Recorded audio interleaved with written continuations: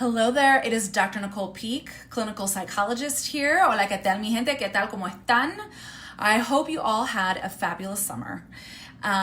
We have been outside, we have been on vacation, we've been staying up too late, and so I am here to give you 3 tips for that start of the school season to get everybody back on track.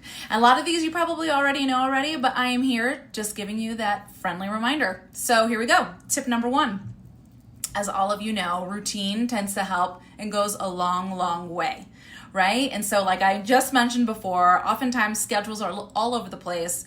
And so getting folks back on track, I would say, especially the 2 anchors of the day being the morning and the evening, right? So morning, perhaps giving an extra 30, 45 minutes of getting up earlier, perhaps, so that we're not rushing and kind of have that stressful start to the day. So having a little bit of an extra buffer time, and during that time, then being able to enjoy perhaps a morning stretch together or a nutritious breakfast together, and having perhaps some upbeat music to kind of set that intention and that strong start for the day.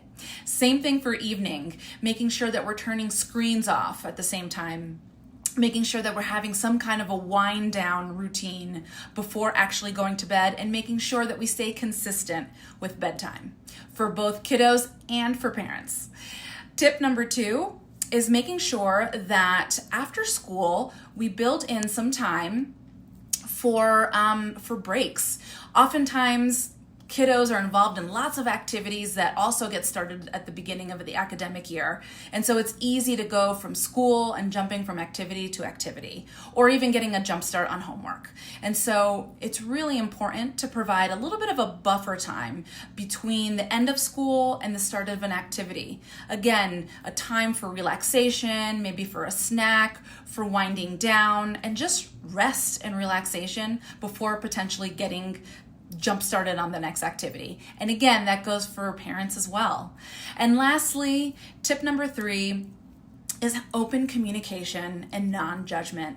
Listen, the start of school can sometimes bring big emotions for kiddos. Sometimes they're holding it together as they get familiar with new teachers, new styles of teaching, new friends. And as parents, sometimes it can be very we can have a strong desire to really want to pepper them with all these questions and getting to know what's going on.